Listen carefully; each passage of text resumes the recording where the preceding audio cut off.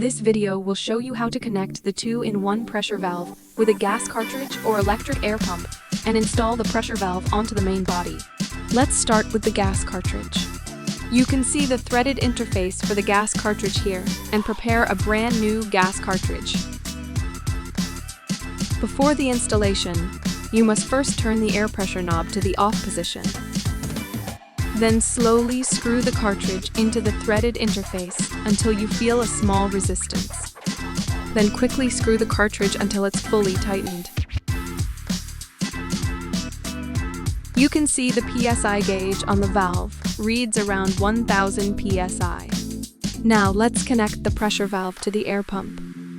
You can see a standard air pump thread nozzle here. Simply connect the air pump by screwing tightly with the thread nozzle. Then you can connect the pressure valve to the main body by the quick disconnect interface, and we're good to go.